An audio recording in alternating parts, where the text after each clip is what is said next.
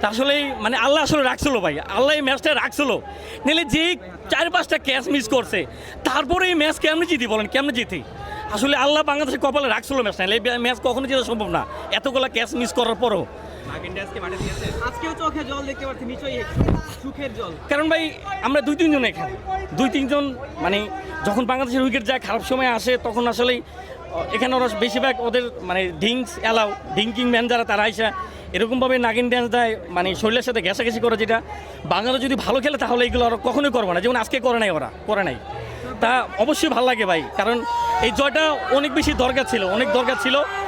আর মানে ওদিনের ম্যাচটা ছিল আমাদের আর আজকের ম্যাচটা ছিল ওদের।